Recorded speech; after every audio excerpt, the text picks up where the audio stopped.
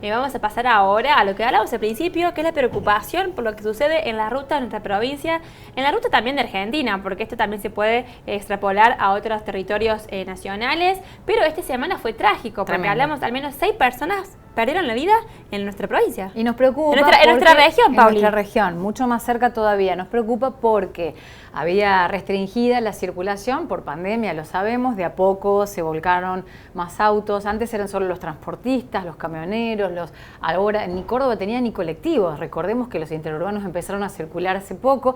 Ahora los automovilistas que suben a las rutas para moverse y más con motivo de fiestas y accidentes. Y hemos tenido la oportunidad ya de hablar con Horacio Bota Bernaos, que es abogado, que es especializado en seguridad vial, en educación vial y en derecho de tránsito, que además es el responsable técnico de BBFA, Seguridad Vial, entre otras cuestiones, que nos puede ayudar a entender qué es lo que pasa, May. Exactamente, le damos la bienvenida. Hola Horacio, ¿cómo estás?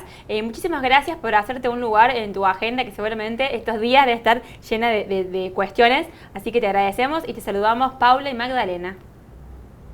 ¿Cómo les va? Mucho gusto, ¿cómo están? Para mí es un gusto y bueno, ojalá pueda ayudarles. No estará manejando Horacio con el Zoom, ¿no? Por supuesto que no, está detenido. Estoy detenido, estoy simplemente atendiéndolos a ustedes como corresponde en un lugar adecuado. Bueno, Horacio, con el cinturón puesto incluso. Te queríamos preguntar esto puntualmente, ¿qué es lo que pasa? Porque, a ver, hubo menos gente en las rutas. Ahora de vuelta se empieza a subir más gente en las rutas, pero los transportistas han tenido mucho vuelco en esta zona. Se han visto muchos camiones volcar. ¿Y a qué se lo atribuye mayoritariamente? Después de muchos meses sin circulación, volver a la ruta. ¿Cómo se puede leer esto que está pasando puntualmente en nuestra región? Sí, claro. La verdad que la pandemia desde que allá por abril o mayo empezamos a usar estos medios para comunicarnos, que venimos planteando que, bueno, la seguridad vial que aparecía, por lo menos algunos titulares que habían bajado los muertos, los accidentes, nosotros decíamos sí, han bajado claramente porque desapareció en algunos momentos más del 80% de los vehículos circulando, de tal suerte que lo lógico era que bajaran.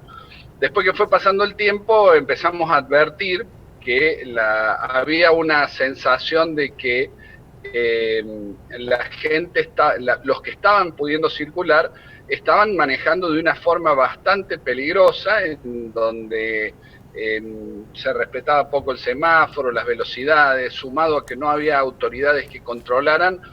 Veníamos advirtiendo ya de mayo, junio, que había muchos riesgos en la vía pública, a pesar que había poco tránsito.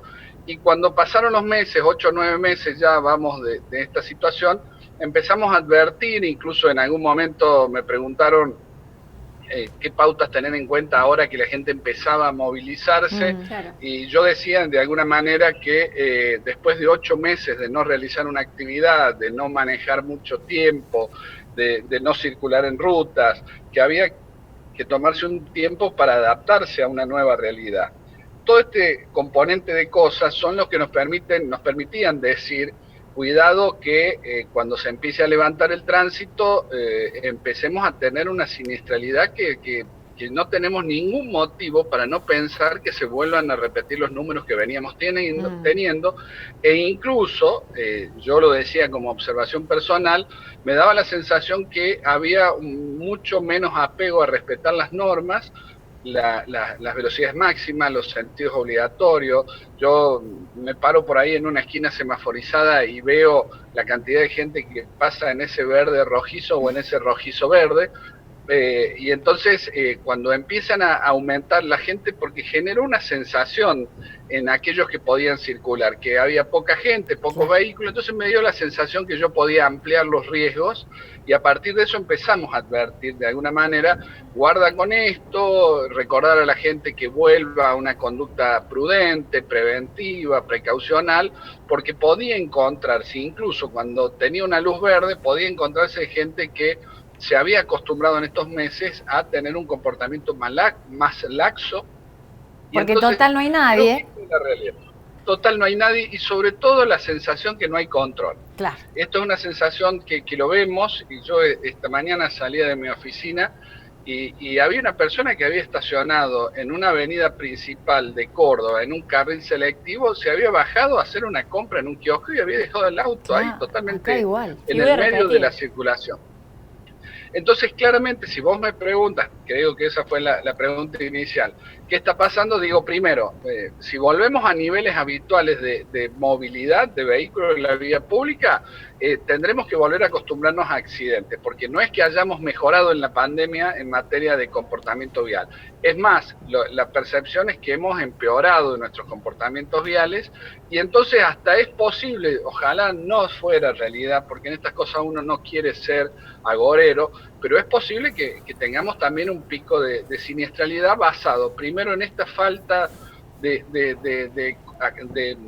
manejo de los últimos 8 meses o de manejos en ruta. Por eso damos el primer consejo era planificar bien el viaje, el segundo consejo es no manejar mucho tiempo porque estamos desacostumbrados, y el tercer consejo más importante para mí es, si hemos perdido muchos comportamientos por falta de realización de los mismos, evitar la conducción nocturna, porque la conducción nocturna es una conducción mucho más exigente, en donde los errores se pagan más caro. Así que me parece que lo que tendríamos que hacer en estas condiciones es plantear estas cosas, ¿no? Cuidado, porque hace mucho que no manejamos y de pronto subirnos a una ruta y poner un vehículo a 110 kilómetros, que es la máxima en rutas convencionales, o 130 en una autopista, cuando en cierta manera hace mucho tiempo que no sentimos esto de la conducción.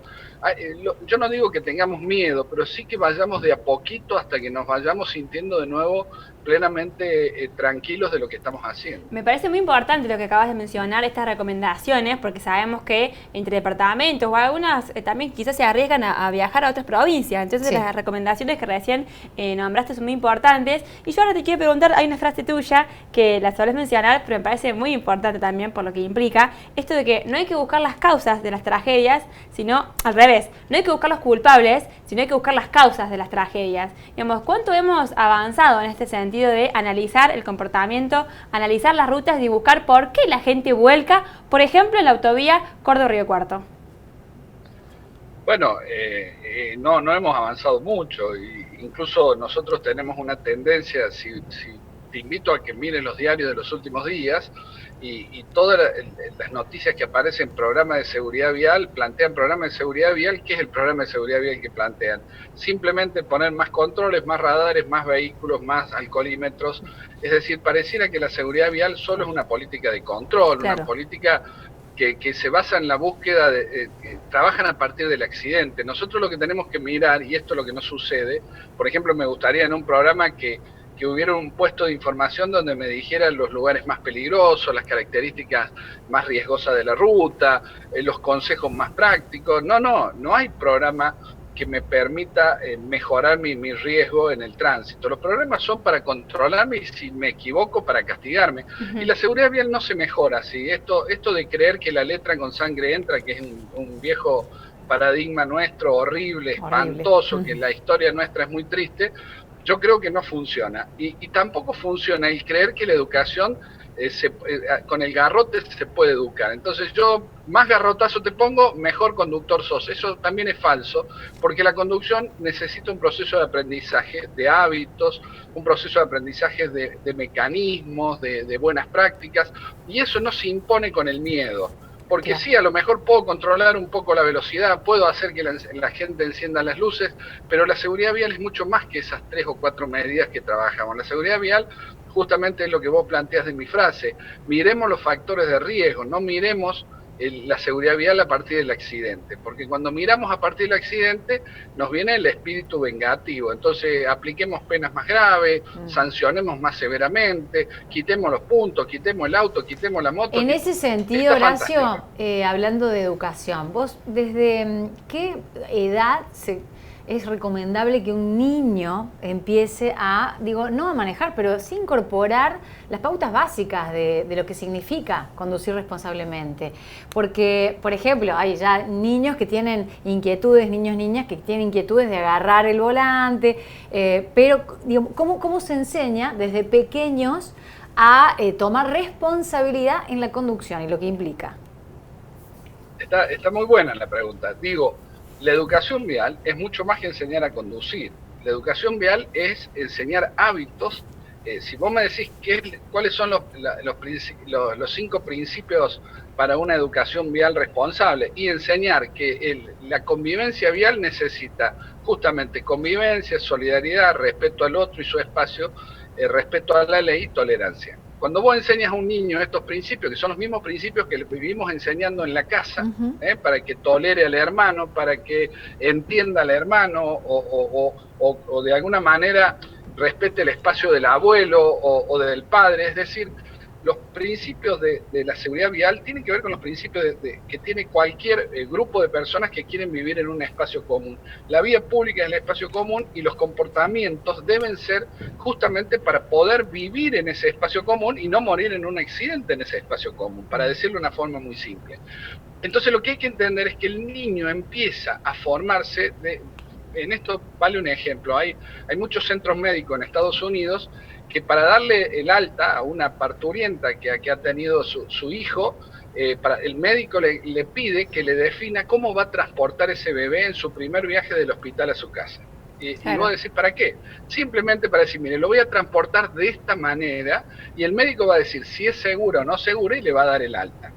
Desde ese momento yo tengo que empezar a trabajar el concepto de la seguridad, porque además una madre, un padre, desde que recibe a ese hijo, empieza a pensar casi distinto, porque empieza a pensar en la seguridad de ese niño. La seguridad vial es un concepto que es parte de la seguridad, por eso es importante formar al papá y a la mamá, para que entienda que ese niño, desde la primera imagen que tiene, ya lo estoy formando en seguridad vial.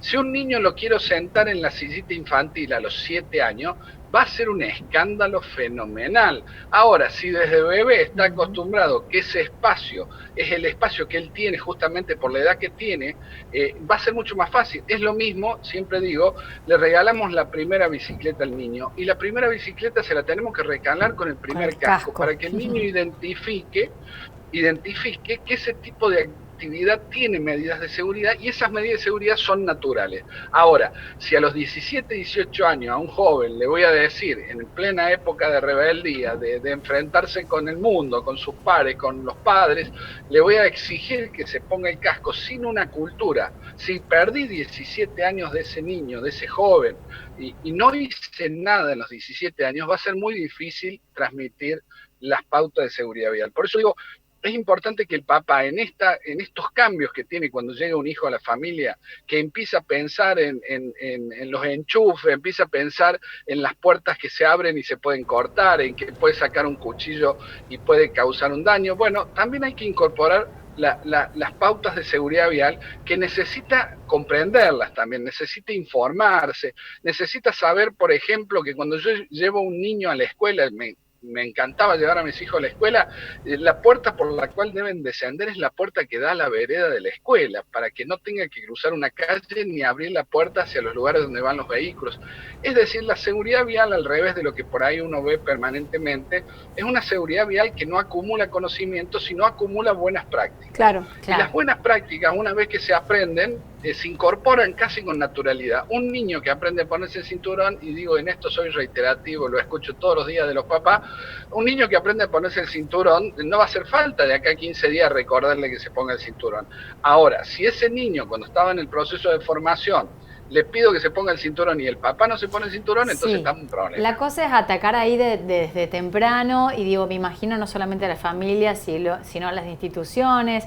Hace mucho que no se escucha, me imagino, en las escuelas, el tema de la educación vial. Yo recuerdo cuando era chica, era toda una aventura. Una vez que nos llevaban a recorrer el ente que oficiaba de control en Río Cuarto para ver cómo se manejaba en una pista chiquita. Pero digo, eso debería ser una materia permanente. Que tal vez hoy, te digo, yo soy muy crítico de la educación vial, me toca coordinar un parque infantil de educación vial en Sunchales, en la provincia de Santa Fe, que tiene el Grupo Sancor Seguro. Soy el coordinador de un parque que es único en Iberoamérica, que es un parque que reproduce una ciudad infantil, en donde hay una propuesta educativa, desde que llega el niño dura entre 2 y 3 horas la visita, en donde pasa por las aulas, hay un proceso de formación en los hábitos seguros, y después se va a vivenciar la vía pública, la vereda, la calle, los cruces, en una ciudad adaptado a Claro, los pero niños, Horacio, que digo, eso respeta. debería ser constante, ¿no? Una vez cada Sí, tanto, ¿no? Debería ser como una enseñanza pero prolongada.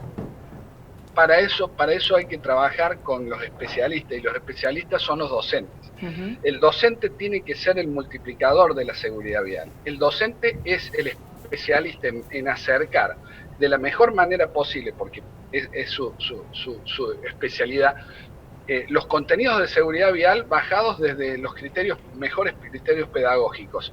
Y no esto de por ahí creer que, también me toca discutir a nivel internacional, cuando los especialistas en seguridad vial automáticamente creen que son educadores viales. Esto es una falta de respeto hacia lo que es la educación. Sí. La educación vial no es una hermanita menor de la educación, es una hermanita que necesita una formación, y lo digo después de 17 años de trabajar con nuevas generaciones de docentes que tienen que terminar su carrera docente con una materia que me toca encabezar a mí, que se llama la educación vial en el aula. Es decir, yo lo que necesito es que el docente no sea a mí no me interesa que sea una materia, porque ahí vamos a entrar en una discusión enorme con el sistema educativo, pero sí que sea un contenido válido que se puede desarrollar en el aula. Cuando el docente está formado en seguridad vial, él va a definir cuáles son los mejores contenidos y las mejores formas de abordar la seguridad vial que el chico le entienda. Cuando yo veo por ahí que los ejes temáticos que los docentes le dan a los chicos en materia de seguridad vial, me agarro la cabeza. O le hacen repetir 10, 20 señales de tránsito que no tienen ninguna importancia para él, porque son para fundamental, salvo algunas que pueden ser muy puntuales, o le hago aprender de memoria las 3 luces del semáforo, aunque ni siquiera sé qué significa el amarillo, entonces todos dicen, ¿el amarillo qué es? Precaución. No, está mal eso. Entonces, un docente que tenga buenas intenciones en seguridad vial no me soluciona el problema de la educación vial. Necesito un docente formado en seguridad vial y que con su formación pedagógica determine cuáles son los mejores criterios, los recursos pedagógicos y la forma de transmitir al niño en forma espontánea y muy simple los contenidos que necesita, porque otra cosa, yo le tengo que enseñar lo que necesita el niño. Si yo le hablo de alcohol en primer grado como factor de riesgo del tránsito, la velocidad, y no le hablo de cómo cruzar una calle en forma segura, cómo bajar de un ómnibus en forma segura, en realidad no entendí lo que es la educación vial. Claro. Perfecto. Bueno, Horacio, te dejamos seguir conduciendo muy bien ahí al lado del camino. ¿Qué haces? ¿El celular lo apagás cuando conducís, lo pones en modo avión o...? Sí, porque eso también es otro tema. A apagarlo. Hay que acostumbrarse a apagarlo, y yo siempre digo un consejo, eso sirve para programar el viaje. ¿Qué significa programar el viaje? Yo me agarra la angustia de que me está llamando, entonces cada hora y media paro, hago el descanso que requiere una conducción prolongada, atiendo el celular, hago todo lo que quiero hacer y elimino los riesgos. No es cuestión simplemente de prohibir, lo que hay que hacer es educar, y la educación implica darle opciones a la gente.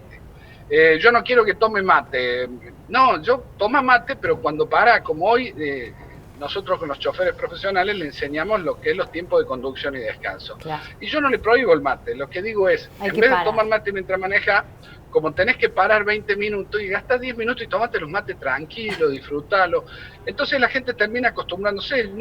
Acá la idea de que la educación vial es la prohibición, no hagas esto, no hagas esto otro, no funciona. No funciona. Lo que sí funciona es entender a la gente que el celular nos ha generado un cambio de comunicación, nos ha generado la urgencia de saber inmediatamente lo que pasa, de tal suerte que yo, en vez de prohibirlo simplemente, que está mal, que desde la seguridad vial no es conveniente, lo que tengo que pensar es cómo convenzo con métodos alternativos para que la gente maneje la ansiedad del celular, maneje su acostumbramiento, su dependencia muchas veces, y lo maneje sin afectar la seguridad vial. Y ese es el gran cambio que necesitamos. Buenísimo, Horacio. Todos necesitamos entonces un Horacio Bota Bernaus con nosotros para que nos vaya explicando, educando, todo, abriendo la cabeza. Muchas gracias, un gran saludo y seguramente hasta el año que viene no te molestamos más.